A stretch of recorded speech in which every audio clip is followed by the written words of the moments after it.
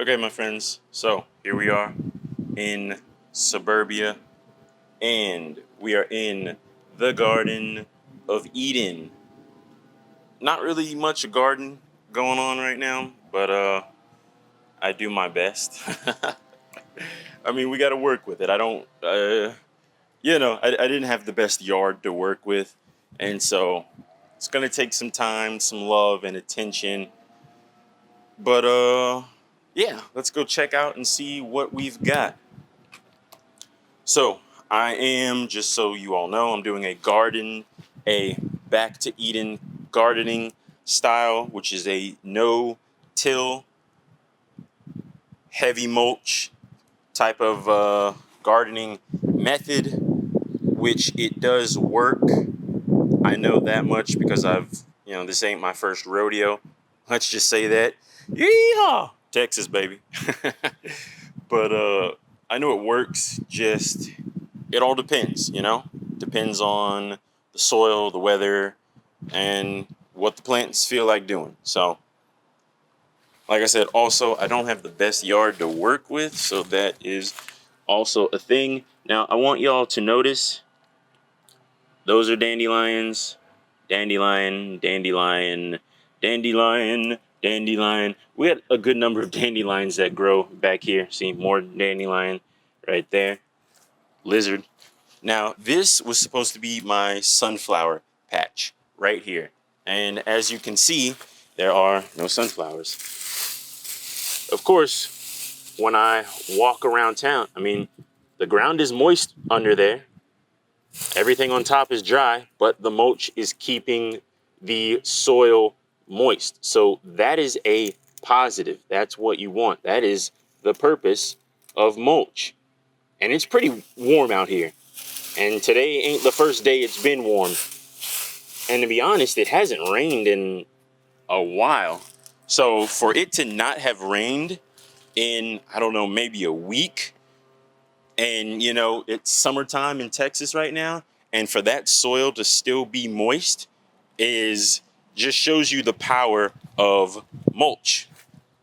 And that is one of the main things in the back to Eden style of gardening. Now, this little patch here was for the alfalfa, and I put that video up, free alfalfa sprouts for life. So you all saw that I was growing alfalfa, and it really did not take very long at all, just a couple days. But then everything died off. And yeah, this is what I am left with. This is interesting looking.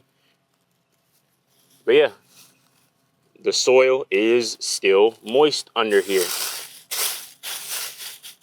And I don't even have the thickest layer of leaves and stuff. I mean, right here, that's maybe a 2-inch layer.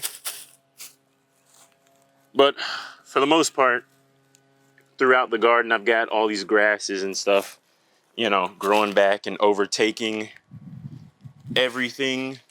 So there's that. If I had a better juicer, I might juice some of them suckers.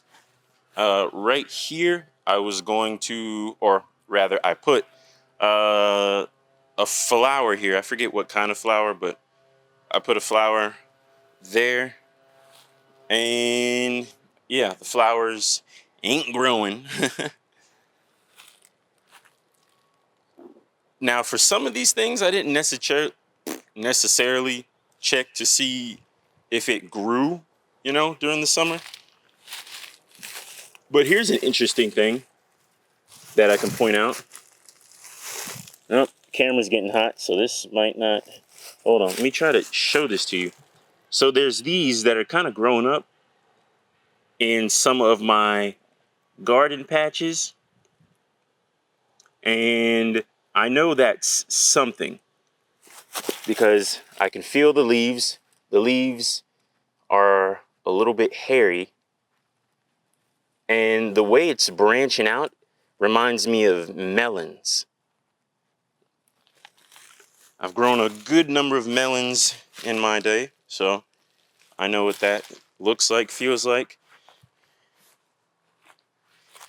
Yeah, like I said, my camera's getting a little hot, so hopefully it doesn't turn off on me. But yeah, this is where the arugula was going to be. That was for parsley. Then I got my beets, and then in the back is the flowers. And speaking of which, there's this thing right here, which now this is obviously not just some random weed growing up in the garden. I don't know what this is exactly, because like I said, over here, I've got the arugula, and in this patch here, I threw down 3 different types of flowers. So I don't know what that is going to become. And that might not even be something that I put down. It might be something that was inside of all the mulch that I threw down, and it just so happens to have the right conditions that it wants to grow. Like, I might not even grow anything that I actually planted, but I might be able to get some other things, which is the beauty of gardening. You never really do know what you're going to get. Nature does what it wants to do.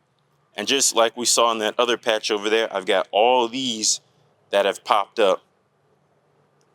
And these make me think of melons, the way that it's kind of growing. So we'll see. We'll see what that turns out to be.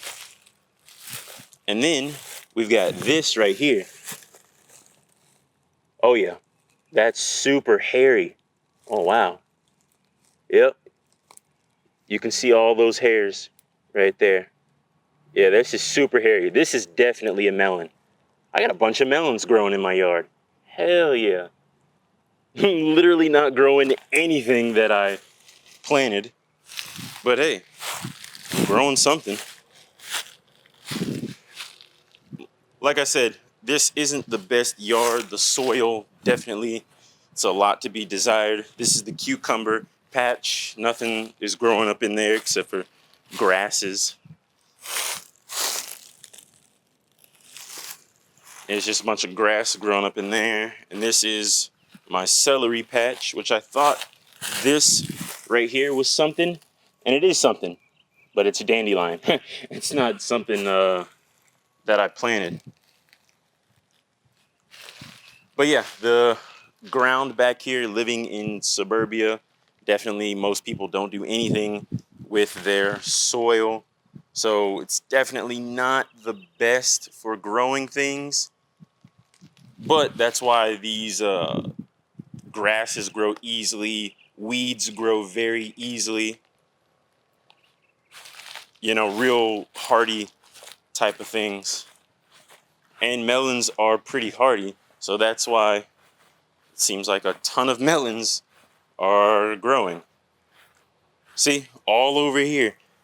Like, these leaves are getting big.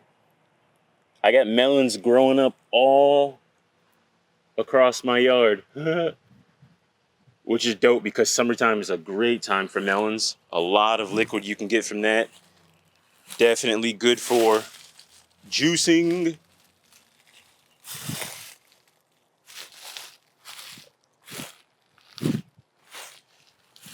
Oh, bam.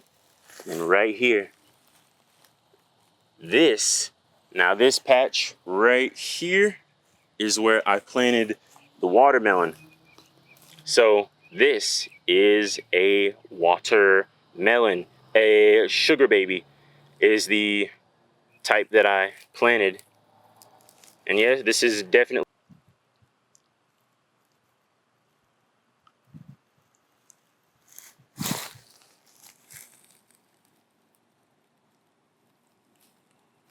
But yeah, this is the watermelon. It looks like I only got one growing, but you never know. This might turn into 2 or 3 different ones. No.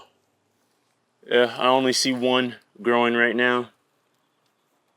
So there might be more that pop up eventually in the future. I'm just gonna keep an eye on it.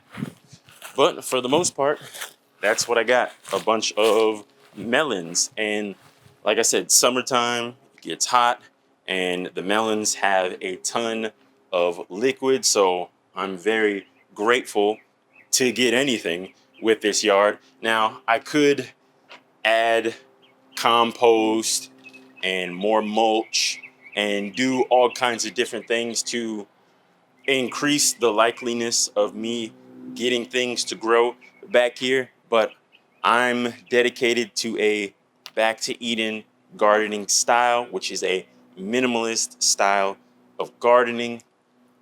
I'm a full believer that the more that I work with the soil, the more that I allow things to grow, let these roots grab hold, and I get the soil food web in a good place where I've got the fungus and the bacteria and all the different microorganisms working together to make the soil as good of a place as possible for things to actually want to grow, then I don't have to worry too much about doing all this extra stuff.